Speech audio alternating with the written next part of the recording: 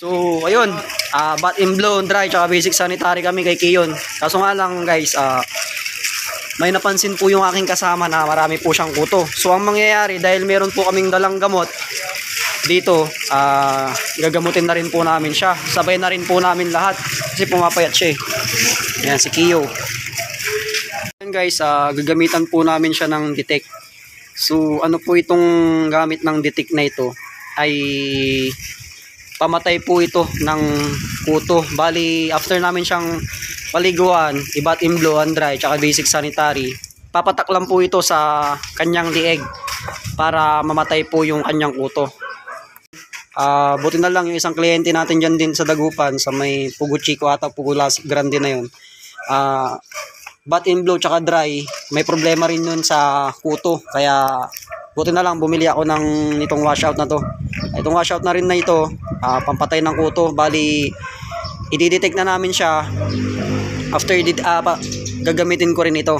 Ito munang washout, tapos yung detect para talaga mamatay po lahat ng kuto. Pero ito, hindi ho siya pang matagalan. Kung ano man po yung mga nakakapit sa kanyang kuto dyan, yun lang yung mamamatay. You know. Start na po yung aming pagpapaligo. Check yun. Tagal?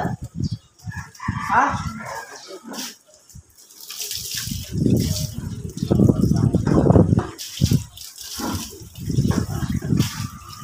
Sampun nih. Hindi lang po may sampun pa. Ayun. Diyan ka lang. Ay, sapat na dyan. Kaya ano ba ako? Kaya nakasabot ang ganda rin. Buwak ka mo!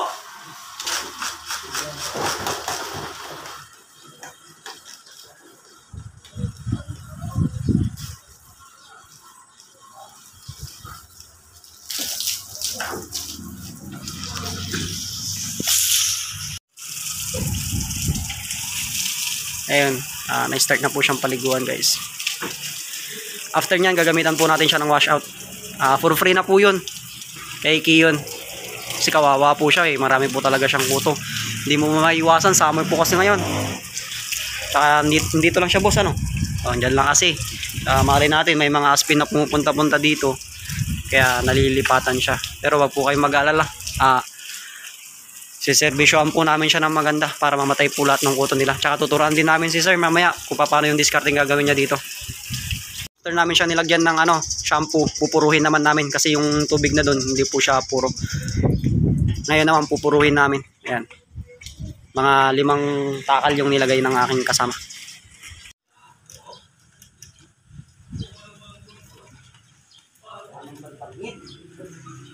Quality. Yun ha.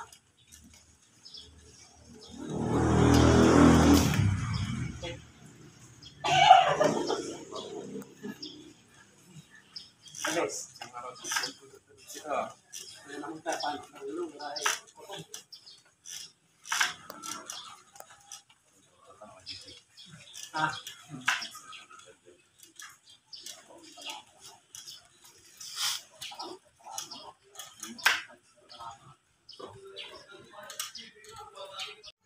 So yun guys, tapos na po siyang banlawan.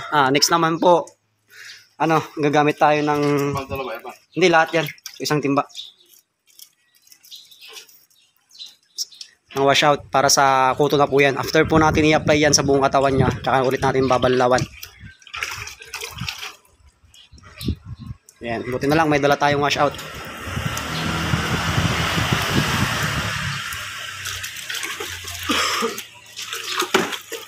Pabulam. Magano sa sumang karga para baka may karga sa amin matato. Yun, apply na po natin guys. Pag-apply dito, daan-daan lang. Huwag i-direkta sa kanyang mata.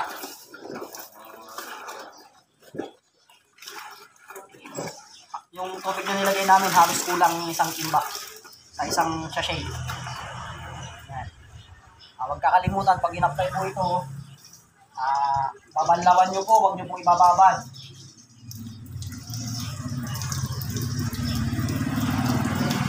Dahan-dahan ang paglalagay para lahat ng kanyang parte ng katawan, hindi malagyan. 3 to 5 minutes po ang pagbababad nito. After po natin malagyan lahat. Naglitan lang po, hindi po isang oras ha. Para hindi masyadong mahaba sa video natin. Yun, babad po muna siya. Na-apply na po yung gamit natin. Tanggal ng kuto. 3 minutes to 5 minutes po yan pagbababad sa kanya. After nyan, bala ulit.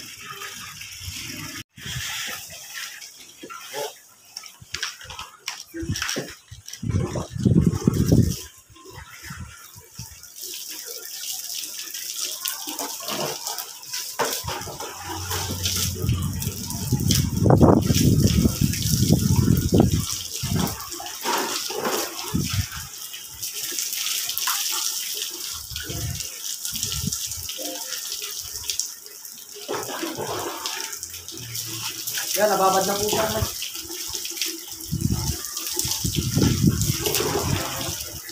Ha?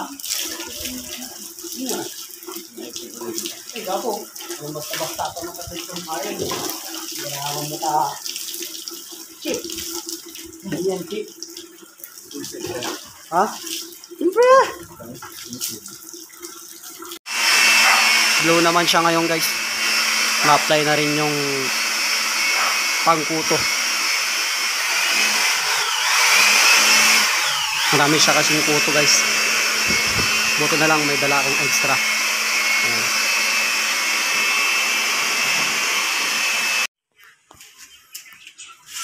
Ayan, dimating na lang po yung aming ginagawa sa kanya. After nyan, papatakan na rin po namin siya ng gamot. Para mawala po yung kanyang mga kuto. Kasi pumapayat na po siya. Pag-aalis na lang po tayo ng buhol. Pakita mo yung natatanggal. Ayan. Ayan yung mga exist here. Yung naalis. Ayan, marami na pong naalis. Marami na pong naalis na exist here niya. Sila. Ayan. Ang dami pa.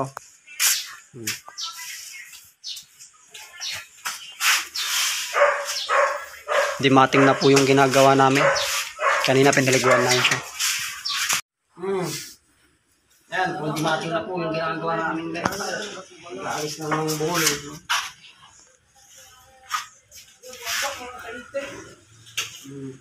Ayan, marami pong kuto. Pero in-applyan na po namin ng shampoo pangkuto. Tsaka meron na rin po akong ipiprevious dito sa aso na to.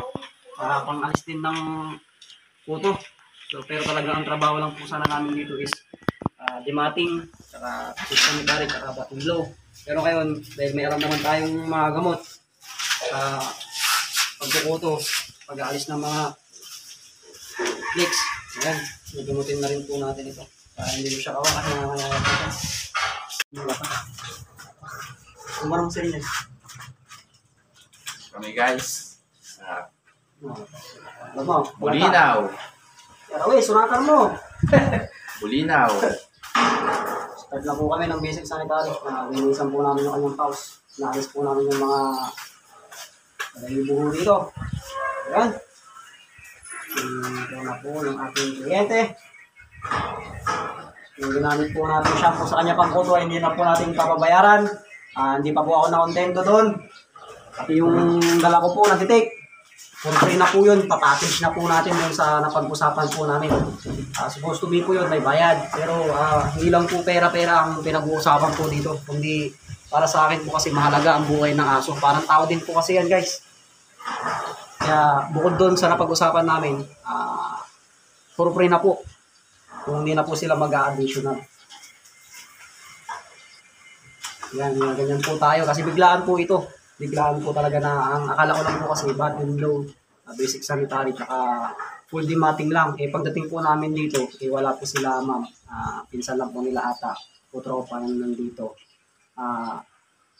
Hindi ko nasabi sa akin na marami po pala siyang kuto. So, book na lang po. Ngayon po akong dala para apply sa mga kuto.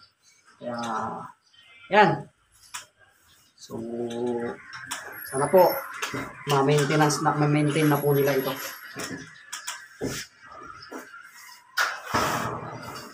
Full package na po natin, pati pag-aalis ng puto. Unflex. At pag-aalis ng Magic Flex. Mainly surroundings. By using Magic 99. Magic 99, oo. Ang banggitin yung ano, pre. Nakaibang kanila. Yun, sa paglilinis na po kami ng kanilang ari. Para mawala po yung kanyang handful.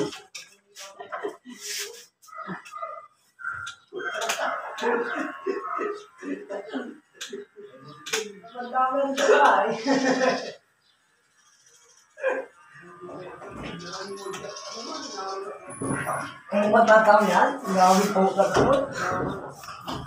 Labasan ng kanyang ari. Hanggang sa kanyang bola-bola. Malinis na. Tumahay ito. Quality na, guys. Yun o. Ba? So, ayun po, ma'am. I-try po natin na. Try ko na po yung gamot. Ayan siya. Paalis po ito ng puto. Pero yung in-apply po namin kanina na wash out. Pang-puto rin yun. Pang-sigurado ko lang po itong isa.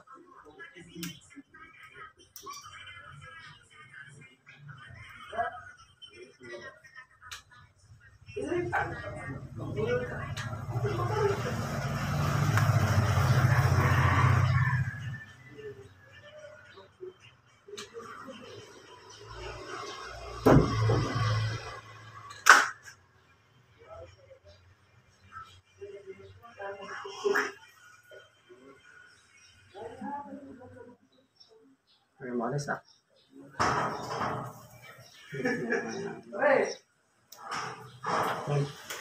Yun, naktay ko na po, ma'am.